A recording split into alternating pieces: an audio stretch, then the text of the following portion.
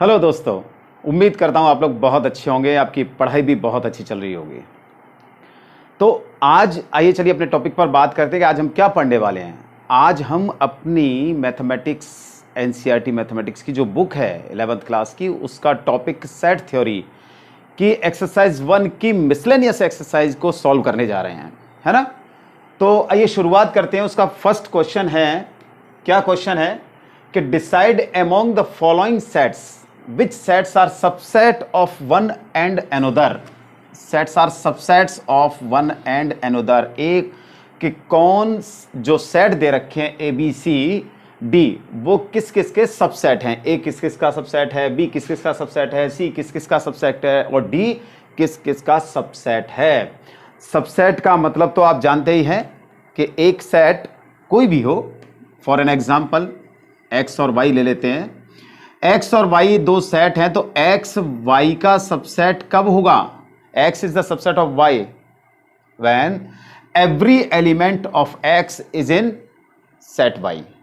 x का हर element y set में होगा, तभी तो x y का सबसेट होता है, ठीक है ना। तो बस इसी कॉन्सेप्ट को ध्यान में रख करके क्या ध्यान में रख करके कि every element of x is in set y, ठीक है ना, ऑफ सेट x। x का जो सेट x है उसका हर एलिमेंट अगर y का भी एलिमेंट है तो फिर x को हम y का सबसेट कहते हैं। बस इसी कॉन्सेप्ट पर आधारित है ये पूरा क्वेश्चन। तो वो कह रहा है कि x such that x belongs to R and x satisfy x square minus 8x plus 12 is equal to 0, इसको सेटिस्फाई करता है। तो पहले हम इस इक्वेशन को सॉल्व करते हैं, ठीक है ना। तो क्या है, गिवन है हमारे पास x square minus 8x plus 12 is equal to 0। इस इक्वेशन को सॉल्व करते हैं। तो सॉल्व करने के लिए हमें इसके फैक्टर करने हैं। क्या हो जाएंगे? X square minus 6x minus 2x plus 12 is equal to 0। Common ले लीजिए, क्या आ जाएगा? x minus 6 minus 2 x minus 6। बिल्कुल सिंपल तरीके से आप तो फैक्टर करिए जैसे आप लोग अभी तक करते आए हैं। आप लोगों ने जो फैक्टर किए हैं प्रीवियस क्लासेस में 10th 9th 8th, ठीक है ना। Therefore either x minus 6 is equal to 0 और x minus 2 is equal to 6। x is equal to 6 and x is equal to 2। तो x की वैल्यू क्या आ गई? x की वैल्यू आ गई 2 एंड 6। और x क्या है? सेट ए का एलिमेंट है। तो देयरफॉर सेट ए कितना हो जाएगा? 2 एंड 6। मैं इसे यहां लिख देता हूं इसके सामने 2 एंड 6। अब आप देखिए, हमें यह बताना है कि कौन सा सेट किस सेट का सबसेट है। और सबसेट की कंडीशन क्या है कि जैसे सेट ए बी का सबसेट है, तो इसके लिए हम क्या देखेंगे? हम इसके लिए ये देखेंगे कि सेट ए के सभी एलिमेंट सेट बी में हैं या नहीं है। अगर हैं तो सबसेट हो जाएगा, नहीं है तो सबसेट नहीं होगा, है ना। तो देखिए, अब देखते हैं 2 और 6। 2 और 6 किस में है? बी में भी है, ये रहा 2 और 6, है ना, और सी में भी है लेकिन डी में नहीं है।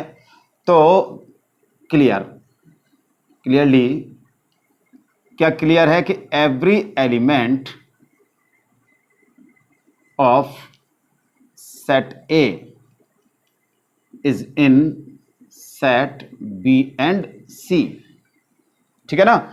सेट ए का हर एलिमेंट सेट बी का भी है और सेट सी का भी है। देयरफॉर ए जो है वो बी का सबसेट हो गया और ए किसका सबसेट है? सी का भी सबसेट है, राइट। अच्छा, अब देखिए बी को देखते हैं। बी के सारे एलिमेंट्स कहां हैं? 2 4 6। 2 4 6 सी में है। Again every element of set B is in set C. Therefore B क्या हो जाएगा? बी हो गया सी का subset. B is the subset of C. Now C के एलिमेंट्स देखिए, सी के एलिमेंट्स तो मुझे कहीं दिख नहीं रहे हैं, 2 4 6 नहीं, सी के नहीं है। डी का देखिए, डी के एलिमेंट्स किस किस में है, ए में है, बी में है, सी में है। अगेन एवरी एलिमेंट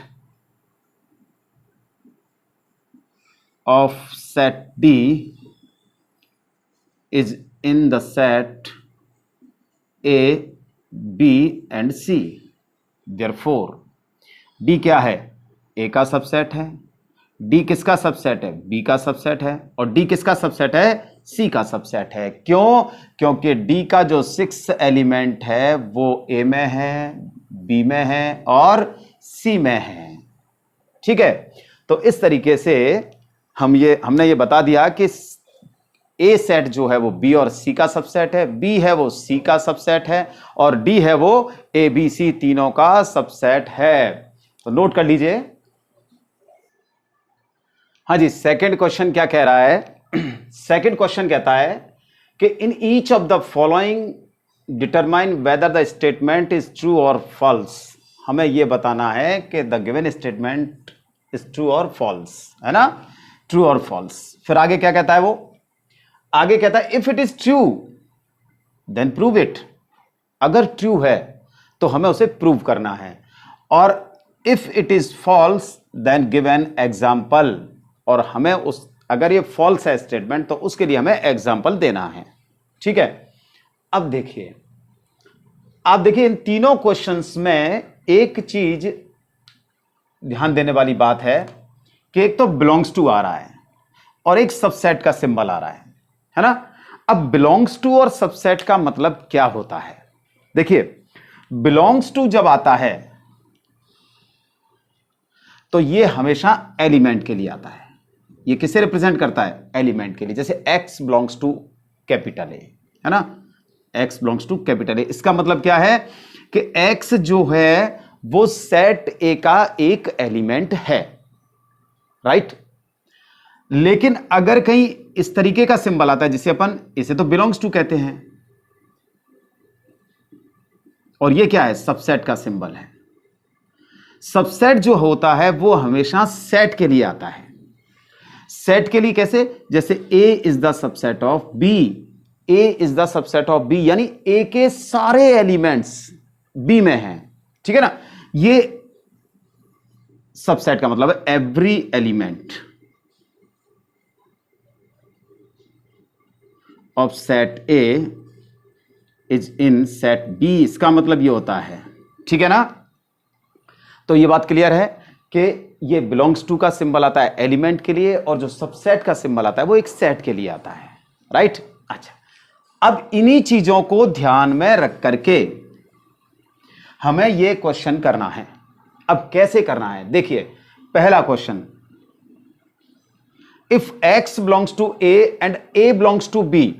अब देखिए यहां पर x बिलोंग्स टू a, इसका मतलब ये x जो है वो यहां एलिमेंट है, x, ठीक है ना, ध्यान देना है। And a belongs to b, यहां a सेट है, ये क्या है? सेट। लेकिन यहां क्या है? a बिलोंग्स टू b, इसका मतलब क्या है कि ये b का एलिमेंट है। a बिलोंग्स टू b यानी a b में बिलोंग करता है। बिलोंग करता है इसका मतलब क्या होगा कि सेट b का एलिमेंट है। देन हमें तब यह बताना है कि ये जो x एलिमेंट है वो b का भी, सेट b का भी कोई एलिमेंट होगा। तो देखिए ये जो है ना, अभी अपन, ये जो स्टेटमेंट है वो फॉल्स है। कैसा है? फॉल्स है, क्योंकि ऐसा नहीं होता कि सेट ए का कोई एलिमेंट हो और सेट ए किसी सेट में एग्जिस्ट करता, बिलोंग करता हो, तो x b में बिलोंग करता हो, कर भी मतलब करता हो, ठीक है ना।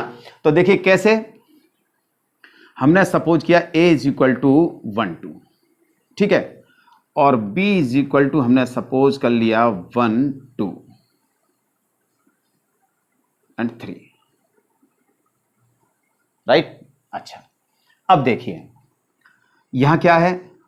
1 belongs to a, 2 belongs to a, यानी ये जो एलिमेंट्स हैं वो x को रिप्रेजेंट, x से रिप्रेजेंट हो रहे हैं। ये x बिलोंग्स टू a, तो 1 belongs to a, 2 belongs to a, ठीक है ना। अब सेट ए क्या है, सेट ए का एलिमेंट 1 2 है और यहां 1 2 इस तरीके से लिखा हुआ है, लिखा हुआ है कि नहीं लिखा हुआ है। तो देखिए 1 2, अब इस समय सेट बी, ये सेट है लेकिन इस बी के अंदर लिखा हुआ है, सेट बी के अंदर लिखा हुआ है, इसलिए ये जो सेट है वो सेट बी का एलिमेंट का काम कर रहा है, यानी बिलोंग्स टू बी एंड, ठीक है ना। 1 2 बिलोंग्स टू बी, यानी set A belongs to B, set A is the element of set B. तो देखिए अब क्या 1 ए में है, 1 बी में है, नहीं है। 2 ए में है, 2 बी में है, नहीं है, 2 बी में नहीं है। इसका मतलब क्या है, so x belongs to A and a belongs to b need not implies that x belongs to b। ये कोई आवश्यक नहीं है कि x belongs to a और a belongs to b हो, तो ये कोई जरूरी नहीं है कि x b का भी एलिमेंट हो, राइट, नोट कर लीजिए, ठीक है। चलिए अब इसी तरीके से सेकंड वाले को देखते हैं। सेकंड वाला क्या है, if a is the subset of b, a जो है ना वो b का सबसेट है और b बिलोंग्स टू c, और b जो सेट है वो c का एलिमेंट का काम कर रहा है ना, then a belongs to c, तब क्या a बिलोंग्स टू c होगा या नहीं होगा। तो देखिए if a belongs to b, तो ये भी जो स्टेटमेंट है ना वैसे कि अगर a b का सबसेट हो और b c का एलिमेंट हो, तो ये भी कोई जरूरी नहीं है कि a c का एलिमेंट हो ही। तो देखो कैसे, ये वैसे फॉल्स है। चलिए एग्जांपल देते हैं, a इज इक्वल टू 1 2, ठीक है, और b का सबसेट है तो b इज इक्वल टू हमने सपोज कर लिया 1 2 3, ठीक, अच्छा, और c इज इक्वल टू हमने सपोज कर लिया 1 2 3 एंड 4, ठीक है। चलिए अब देखिए, क्लियर है कि ए के सभी एलिमेंट्स बी में हैं, ए के सभी एलिमेंट्स किस में हैं, बी में हैं, यानी 1 belongs to A, 2 belongs to A, ठीक है ना। तो 1 belongs to B and 2 belongs to B, means A B का सबसेट है, ठीक है। अच्छा, बी क्या है, बी बिलोंग्स टू सी, बिल्कुल बी बिलोंग्स टू सी है क्योंकि बी यहां सेट है, लेकिन सी का इस समय क्या है, ये एलिमेंट है। ध्यान रखें ये सेट के अंदर यानी करली ब्रैकेट के अंदर लिखे हुए हैं, तो ये इस समय पूरा जो सेट है यहां बी का, जो बी सेट है वो यहां एलिमेंट का काम कर रहा है। तो 1 2 3 बिलोंग्स टू सी, यानी बी बिलोंग्स टू सी। अब आप देखिए क्या a बिलोंग्स टू सी, अब हमें यह बताना है कि a बिलोंग्स टू सी है या नहीं है। a क्या है, 1 2 है, क्या इसमें है, नहीं है। 1 2 does not belongs to C, means a does not belongs to C. मतलब क्या हो गया, मतलब यह हो गया कि so a is the subset of b and B belongs to C need not imply, इसको मैं साफ कर देता हूं, है ना, ये आप लोगों ने नोट कर ही लिया होगा।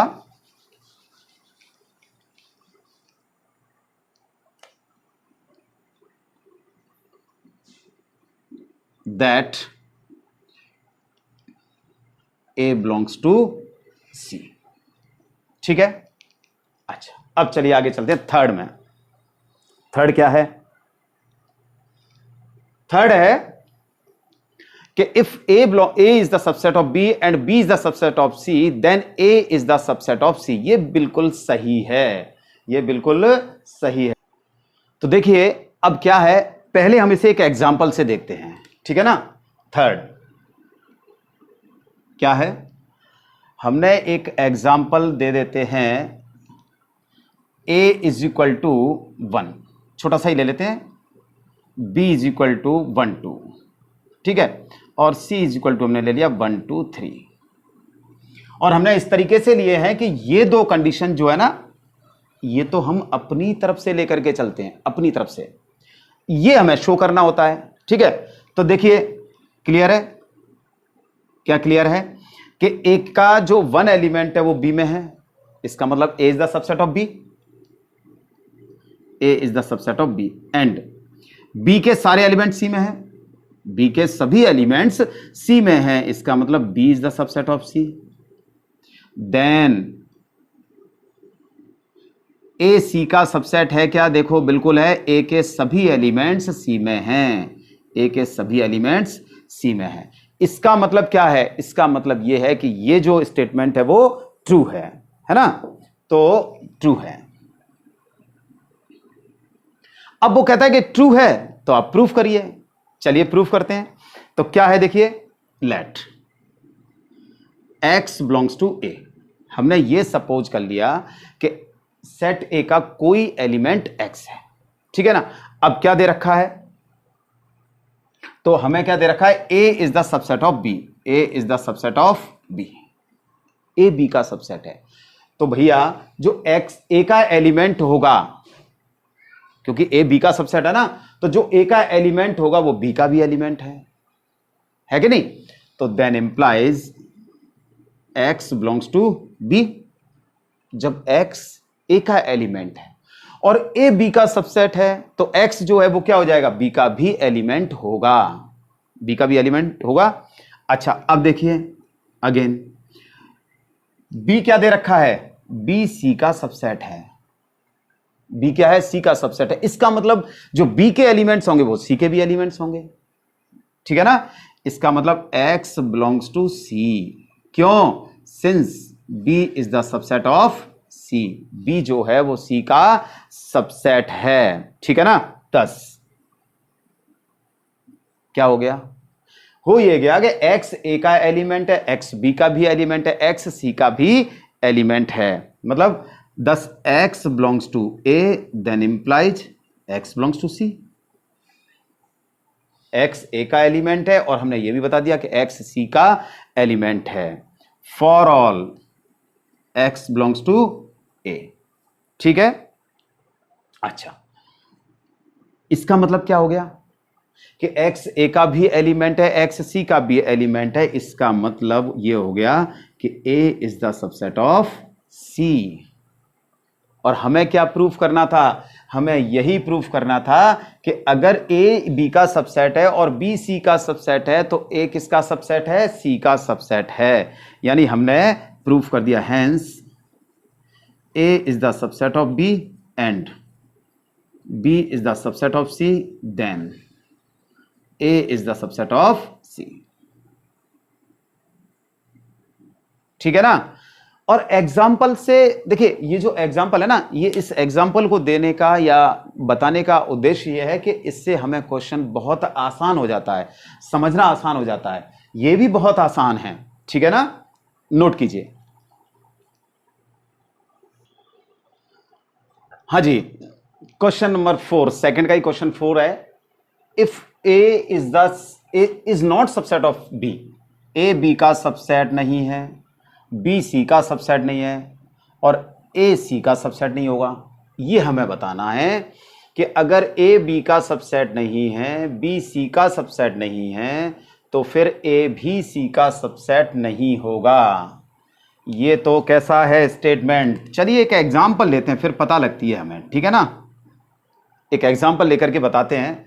अभी मैं आपसे कहूं कि ये ट्रू है या फॉल्स है ना, उसकी बजाय बेहतर क्या है कि एक हम एग्जाम्पल लेते हैं, ठीक है, और सेम ऐसा ही लेते हैं कि a is equal to, let a is equal to, suppose कर लीजिए आप 1 2, ठीक है, एंड b इज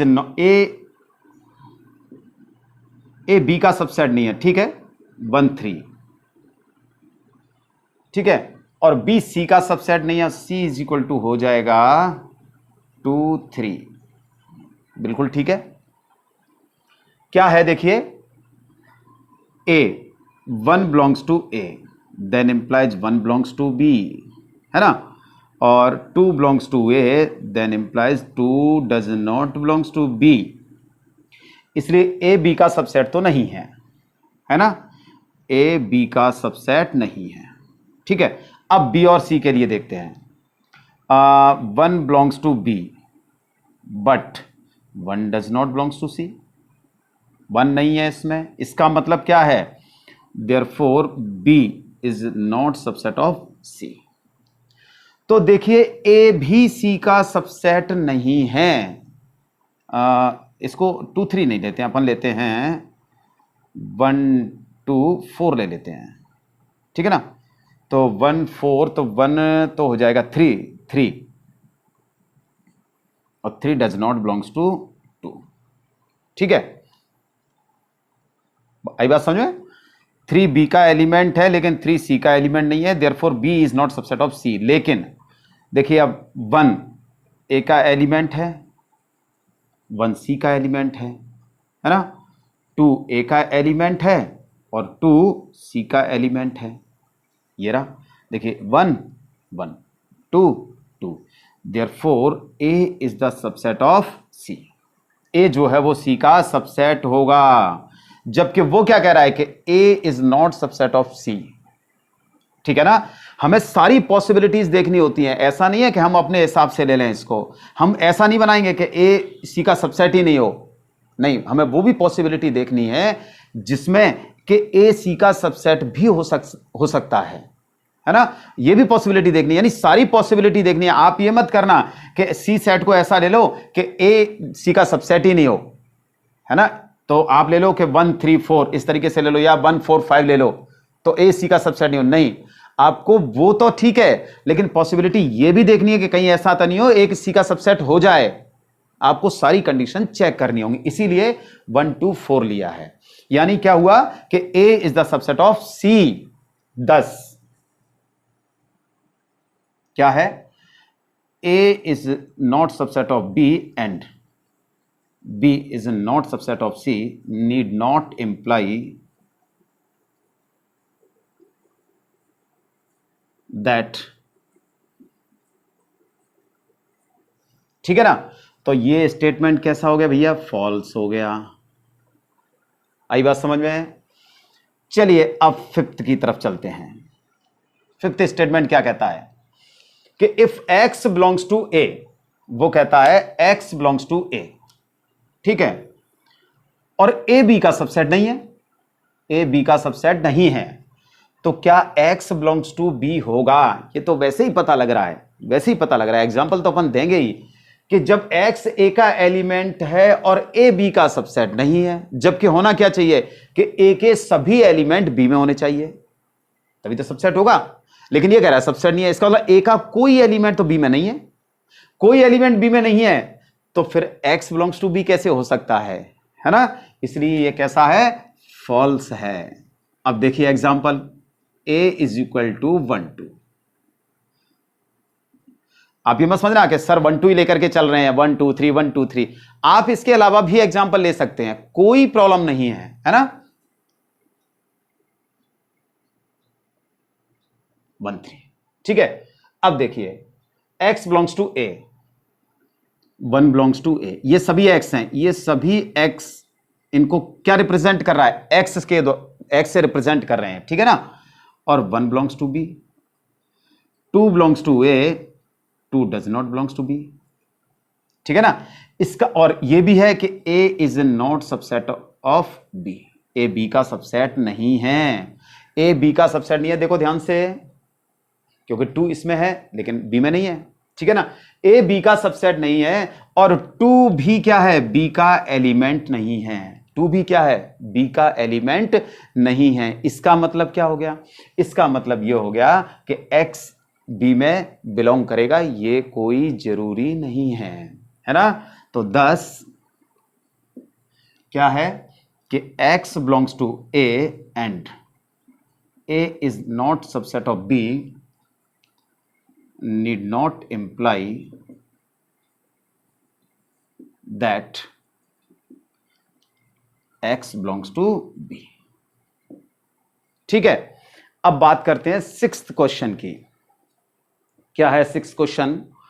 कि if a is the subset of b, a b का सबसेट है एंड x b का एलिमेंट नहीं है, तो क्या x a का भी एलिमेंट नहीं होगा, है ना। अब देखिए ये जो स्टेटमेंट है ना वो बिल्कुल सही है। कैसे सही है कि अगर हम पहले एग्जाम्पल से ही देखें, एक छोटा सा एग्जाम्पल लेकर के देखें, फिर हम इसे प्रूफ करते हैं। ठीक है, एग्जाम्पल क्या है 6 के लिए कि हमने a is equal to suppose कर लिया 1 2 और b is equal to suppose कर लिया, a b का सबसेट है ना 1 2 3। ठीक है, a इज इक्वल टू 1 2 और b is equal to 1 2 3। Clear है कि a b का सबसेट है, क्योंकि a के जो जितने भी एलिमेंट्स हैं वो सभी b में बिलोंग कर रहे हैं। ठीक है, and x does not belong to b। अच्छा ये बताइए 4 है क्या b में? नहीं है ना, तो फिर 4 a में है क्या? नहीं है, तो जो b का एलिमेंट नहीं होगा वो a का भी एलिमेंट नहीं होगा। यानी कैसा स्टेटमेंट है ये? ट्रू है। ठीक है, अब देखिए इसको प्रूफ कैसे करेंगे हम। ट्रू है तो, है ना, let a is the subset of b, ये दे रखा है, a is the subset of b दे रखा है। तब क्या हो जाएगा? तब हो जाएगा कि अगर x a का एलिमेंट है तो फिर x b का भी एलिमेंट होगा। x किसका एलिमेंट होगा? b का भी होगा। देखिए ना, 1 a का है तो 1 b का भी है, 2 a का है तो फिर 2 b का भी है कि नहीं? अच्छा, लेकिन अगर x b का एलिमेंट नहीं है, 4 does not belongs to b, तो फिर इसका मतलब यह है कि x a का भी एलिमेंट नहीं होगा। 4 does not belongs to a। ठीक है, ये प्रूफ हो गया कि if a is the subset of b and x does not belongs to b, then x does not belong to a। ठीक है ना, तो इस तरीके से ये 6th क्वेश्चन कंप्लीट हुआ है। मतलब सेकंड के सभी 6 जो स्टेटमेंट्स हैं वो हमने चेक कर लिए। ठीक है, नोट कीजिए। हाँ जी, क्वेश्चन नंबर 3 क्या कह रहा है कि let a b and c be the sets such that a union b is equal to a union c। एक तो ये कंडीशन दे रखी है, and a intersection b is equal to a intersection c, show that b is equal to c। हमें proof करना है b is equal to c। तो देखिए पहले तो क्या गिवन है, a यूनियन b और a यूनियन c। ठीक है ना, पहले हम लिखते हैं गिवन क्या है, इनको लिख लेते हैं, a union b is equal to a union c, और दूसरा दे रखा है a intersection b is equal to a intersection c। ठीक है, और हमें प्रूफ करना है b is equal to c। तो समझिए एक चीज कि एक तो यूनियन का मतलब होता है और, यानी अगर a यूनियन b लिखा हुआ है, हम इसे ऐसे भी लिख सकते हैं a और b, ये भी लिख सकते हैं, दोनों का मतलब एक ही है। इसका मतलब क्या है कि a यूनियन b का मतलब यह है कि a के एलिमेंट्स होंगे और b के होंगे और दोनों के होंगे। ठीक है ना। दूसरी बात, अगर कहीं इंटरसेक्शन लिखा हुआ है तो इसका मतलब होता है एंड। ठीक है ना, यानी a इंटरसेक्शन b का मतलब हो गया a and b। a and b, a intersection b का मतलब होता है a और एंड b दोनों में कॉमन एलिमेंट्स। दोनों में कौन से एलिमेंट्स होने चाहिए? कॉमन एलिमेंट्स, यानी जो a में भी होगा और b में भी होगा। ठीक है ना, a में भी होगा और एंड, यानी एंड हिंदी में अपन और कहते हैं, एंड b में भी एलिमेंट होगा। ठीक है ना, वो a इंटरसेक्शन b हो गया। हमें प्रूफ करना है b is equal to C. देखिए सेट थ्योरी में जब हमें b is equal to C proof करना हो, या a is equal to b proof करना हो, या a is equal to C proof करना हो, या जैसे b is equal to C proof कर रहे हैं हम, तो देखिए इसके लिए हम क्या करते हैं, इसके लिए हम b, एक बार तो b को हम c का सबसेट बताते हैं, ये शो करते हैं कि b is the subset of c। फिर हम ये बताते हैं कि c is the subset of b, सी जो है वो बी का सबसेट है। ये दोनों चीजें, दोनों कंडीशन शो करते हैं। क्यों? क्योंकि अगर बी सी का सबसेट है और सी बी का सबसेट है तो ये तभी पॉसिबल होता है जब बी इज इक्वल टू सी हो। ठीक है ना? यानी बी सी का सबसेट हो और सी बी का सबसेट होगा, इसका मतलब यह तभी पॉसिबल है जब बी इज इक्वल टू सी हो। अब देखिए, अब बस इसी को हम प्रूफ करते हैं। B is equal to C proof करना है तो हम क्या प्रूफ करेंगे? हमें यह प्रूफ करना होगा कि बी सी का सबसेट है और सी किसका सबसेट है? बी का सबसेट है। जब यह कंडीशन हम प्रूफ कर देंगे दोनों, तब हम कहेंगे कि बी इज इक्वल टू सी होता है। ठीक है, तो चलिए आइए, हमें दे रखा है A union B is equal to A union C and A intersection B is equal to A intersection C. ठीक है, चलिए सपोज कर लिया हमने, let x belongs to B. ठीक है, अब एक्स बिलोंग्स टू बी है। ठीक है, इसका मतलब क्या है? इसका मतलब यह है कि एक्स ए यूनियन बी का भी मेंबर होगा, एलिमेंट होगा। क्यों होगा? क्योंकि ए यूनियन बी का मतलब, देखिए हमने अभी पढ़ा था यहां पर कि ए यूनियन बी का मतलब क्या है? ए यूनियन बी का मतलब है कि सेट ए के एलिमेंट और सेट बी के एलिमेंट और दोनों, यानी आइदर ए और बी और आइदर ए और बी और बोथ, या दोनों के एलिमेंट। ठीक है ना? X belongs to A union B since every element, लिख सकते हैं अपन, B is the subset of A union B, यानी that is every element of B is in A union B. ठीक है, B is the subset of A union B. अच्छा, लेकिन A union B is equal to कितना दे रखा है? A union सी दे रखा है। X belongs to A union C since A union B is equal to A union C. ये क्या है? गिवन है आपके पास। अब देखिए, x belongs to A union C का मतलब क्या हो गया? इसका मतलब हो गया एक्स बिलोंग्स टू ए और यूनियन आता है तो हम किसका इस्तेमाल करते हैं? और, यानी ओ आर, और एक्स बिलोंग्स टू सी। ठीक है, हमने x बिलोंग्स टू b लेकर के चला, हमने यह बता दिया कि x a का भी एलिमेंट है और x c का भी एलिमेंट है। Taking, now taking x belongs to a लेकर के चलते हैं, right? x belongs to a लेकर के चला है और हमने पहले ही क्या सपोज कर रहा है कि x b का भी एलिमेंट है। x किसका एलिमेंट है? b का भी एलिमेंट है। ठीक है ना? Also x belongs to B. अब x a में भी है, x b में भी है। इसका मतलब क्या है? इसका मतलब यह है कि x a intersection b, x belongs to a intersection b। ठीक है ना? भाई a का भी एलिमेंट है, b का भी एलिमेंट है। जब कोई एलिमेंट a में भी हो एंड b में भी हो तो फिर क्या हो जाएगा? कॉमन है दोनों में, दोनों में कॉमन एलिमेंट है, इसका मतलब x belongs to a intersection b। अच्छा, a इंटरसेक्शन b किसके इक्वल है? a इंटरसेक्शन c के।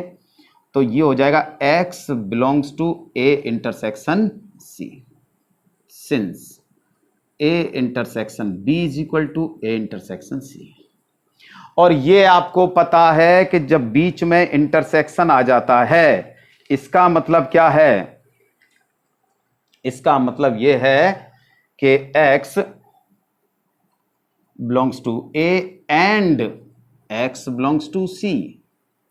x a का भी एलिमेंट है और x c का भी एलिमेंट है ना?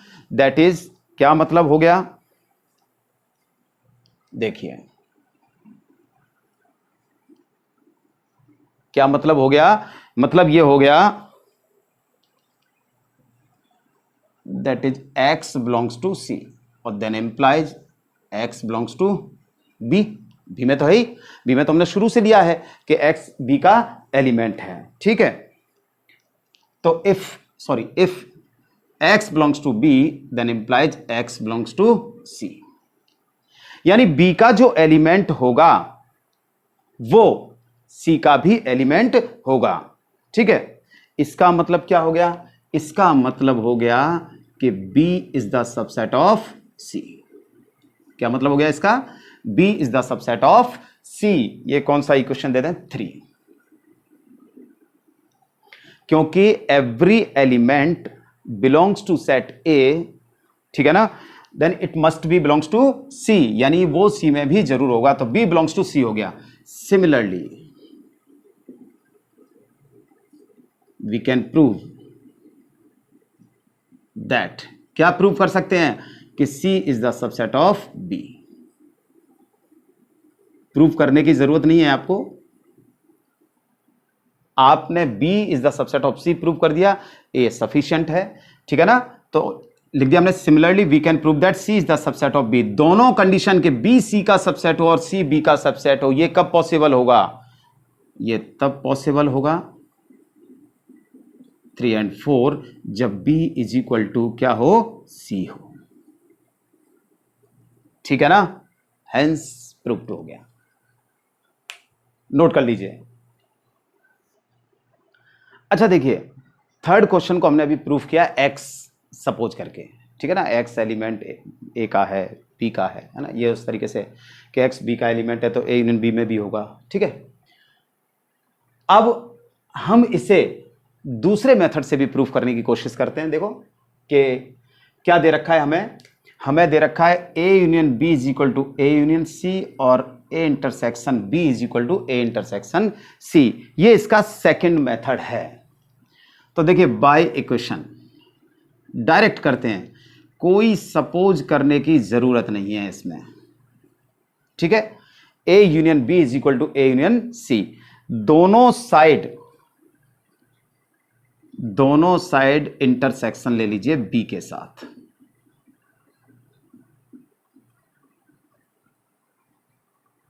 यहां तक तो कोई प्रॉब्लम ही नहीं है, ठीक है ना। अच्छा, ये देखिए, ये जो वैल्यू होती है ये B के इक्वल होती है।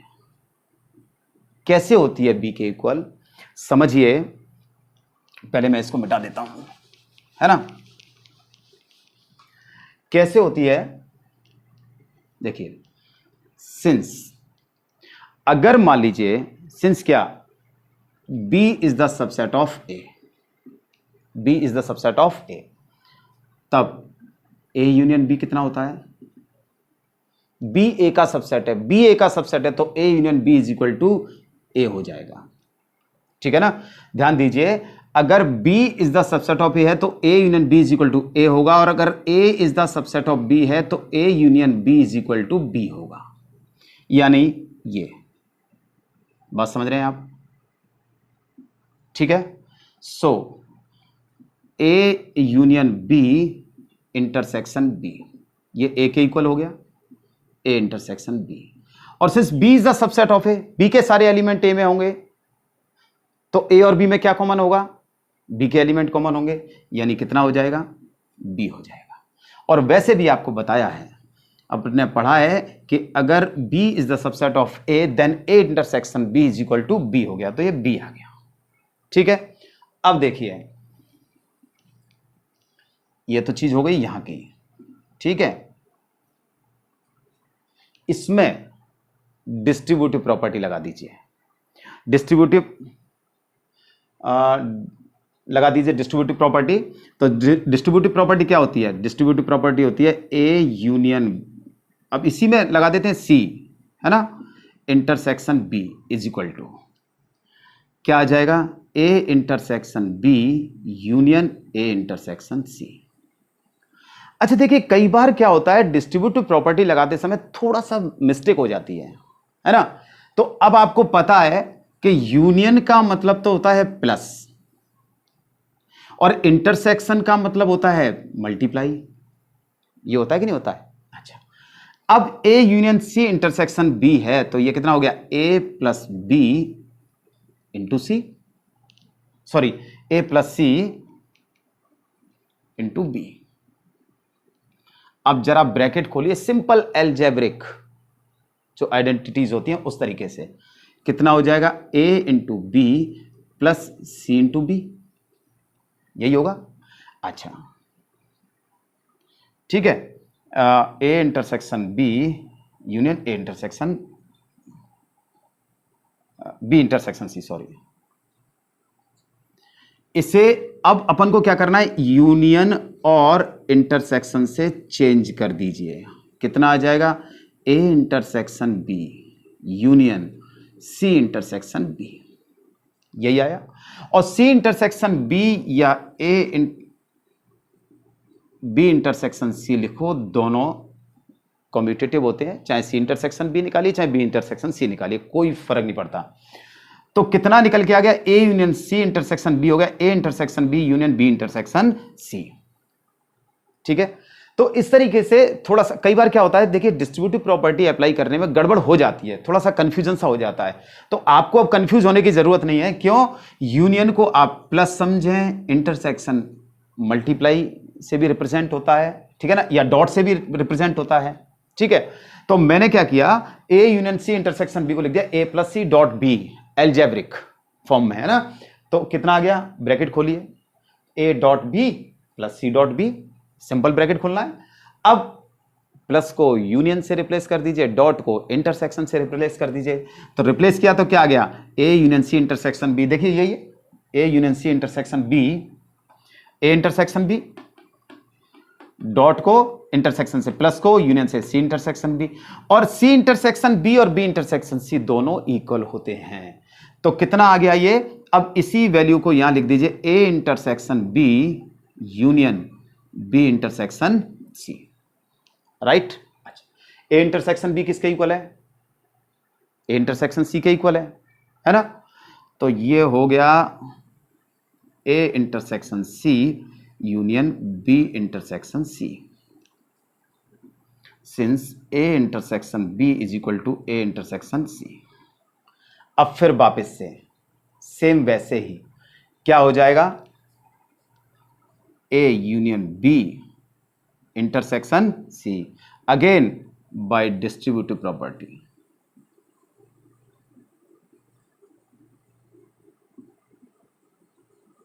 यहां भी हमने कौन सा यूज किया है, बाय डिस्ट्रीब्यूटिव प्रॉपर्टी। ठीक है, अच्छा, ए यूनियन बी किसके किसके इक्वल है, ए यूनियन सी के, since A union B is equal to A union C, और ये किसके इक्वल आ गया, सी के इक्वल आ गया। लीजिए, ये आपके सामने B is equal to C proof हो गया। सिर्फ आपको कहां ध्यान रखना है, यहां दोनों साइड B लेना है इंटरसेक्शन के साथ, और उसके बाद डिस्ट्रीब्यूटिव प्रॉपर्टी यूज करती जानी है, और ये दोनों जो हमें कंडीशन दे रखी है उनका यूज करना है। ठीक है, नोट कीजिए। हाँ जी, देखिए फोर्थ क्वेश्चन क्या कहता है कि show that the following 4 conditions are equivalent, कि ये चारों कंडीशन दे रखी हैं वो कैसी हैं, इक्विवेलेंट हैं। ठीक है, अब देखिए क्या क्या है 4 कंडीशन, कि A is the subset of B, A minus B is equal to 5, A union B is equal to B and A intersection B is equal to A। मैं आपको एक एग्जांपल लेकर के चलते हैं, ठीक है ना, अपन एक एग्जांपल लेकर के चलते हैं। क्या है 1 2 और B इज इक्वल टू हो जाएगा 1 2 3। ठीक है, अब देखते हैं पहली condition, A is the subset of B। कोई भी सेट किसी दूसरे सेट का सबसेट कब होता है, वो तब होता है जब उस सेट के सभी एलिमेंट्स दूसरे सेट में बिलोंग करते हों, दूसरे सेट में बिलोंग करते हों। तो आप देख सकते हैं कि 1 है वो A में है, B में है, 2 A में है, B में है, it means A is the subset of B। ये पहली कंडीशन हो गई, ठीक है ना। यानी A is the subset of B कब होगा, जब all elements of A are in set B। ठीक है, second A minus B is equal to 5 कब होगा, चलिए निकाल के देखते हैं इसको। A माइनस B यानी A में से वो एलिमेंट हटा दीजिए जो B में हैं, तो जो बाकी के A में बचेंगे, जो A में बचेंगे उनको लिख देंगे। तो A में से हमने 1 2 हटा दिए क्योंकि 1 2 इधर है ना। ए में क्या बचा, कुछ भी नहीं बचा, यानी 5 हो गया। ये भी कब हुआ है, जब A is the subset of B हुआ है, यानी ए के सभी एलिमेंट्स सेट बी में हैं। ठीक है, अब थर्ड देखिए क्या है, A union B. A union B निकालिए, कितना आ जाएगा, ये 1 2 और यूनियन 1 2 3, कितना आ गया 1 2 3, यानी सेट बी के इक्वल आ गया। कितना आ गया, ये सेट बी। ये भी कब हुआ है, ये तब हुआ है जब A is the subset of B, मतलब ए के सभी एलिमेंट बी में है, तभी हुआ है। ठीक है, यानी ये भी तब हुआ है जब A is the subset of B. Fourth condition देखते हैं, क्या है, ए इंटरसेक्शन बी। ठीक है, ए इंटरसेक्शन बी। इंटरसेक्शन का मतलब तो आप सभी जानते ही हैं, कॉमन एलिमेंट्स हैं। कॉमन क्या आ गया, 1 2। ठीक है, यानी ए के इक्वल। ए के ही इक्वल क्यों आया है, क्योंकि A is the subset of B. A B का सबसेट है, तो ए बी का सबसेट है, इसका मतलब ए के एलिमेंट्स ही कॉमन होंगे। चारों कंडीशन कैसी हैं, सेम है, आप ध्यान से देखें। ठीक है, तो इसका मतलब क्या है, A is the subset of B का मतलब है all elements of A are in B. A के सभी एलिमेंट्स किसमें है, बी में है। ठीक है, सेकंड का मतलब भी क्या है, all elements of set A are in B. Third का मतलब भी क्या है, वही है कि all elements of A are in B. अच्छा, फोर्थ कंडीशन का मतलब क्या है, वही कि फोर्थ कंडीशन भी तभी है जब सेट ए के सभी एलिमेंट्स सेट बी में हैं, means all elements of A are in B. तो क्या नजर आ रहा है, नजर ये आ रहा है कि चारों कंडीशन कैसी हैं, इक्विवेलेंट हैं, है ना। 10 ऑल 4 कंडीशंस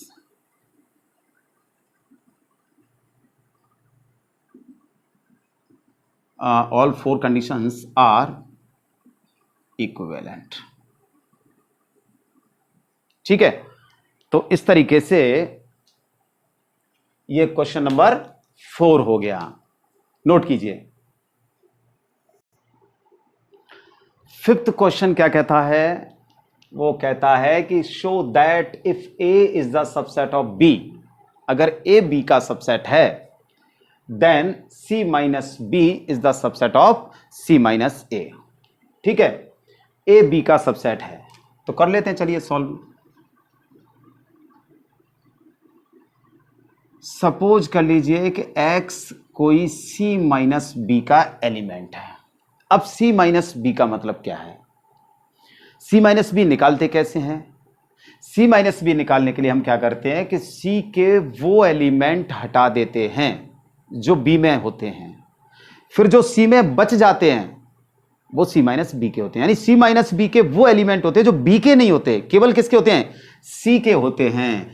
इसका मतलब क्या है कि x belongs to C but x does not belongs to B, कि x सी का एलिमेंट तो है लेकिन x बी का एलिमेंट नहीं। एंड लिख लीजिए, एंड। ठीक है, अब क्या है देखिए, x सी का एलिमेंट है और a क्या है, a b का सबसेट है। a क्या है, a b का सबसेट है। तो since a is the subset of b, तो जो x b का एलिमेंट नहीं होगा वो a का भी नहीं होगा, जो b का एलिमेंट नहीं होगा वो a का भी नहीं होगा। तो क्या हो जाएगा, and x does not belongs to a। Right, अब देखिए थोड़ा सा कि x c का एलिमेंट तो है लेकिन a का एलिमेंट नहीं है। इसका मतलब क्या हो गया, x belongs to c minus a, x belongs to c minus a हो गया। ठीक है, x c माइनस b का एलिमेंट है, x c माइनस a का एलिमेंट है। इसका मतलब क्या हुआ कि C minus B is the subset of C minus A, hence proved. ठीक है, नोट कीजिए। सिक्स्थ क्वेश्चन क्या कहता है कि assume that PA is equal to PB। ये एज्यूम करके चलिए कि PA is equal to PB, then show that A is equal to B। PA क्या है?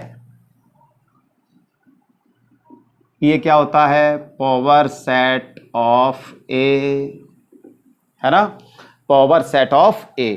इसका मतलब क्या है कि पावर सेट ऑफ A का मतलब यह है कि A के जितने भी सबसेट बन सकते हैं, जितने भी पॉसिबल सबसेट होते हैं, उन सभी से मिलकर के जो सेट बनता है उसे पावर सेट कहते हैं।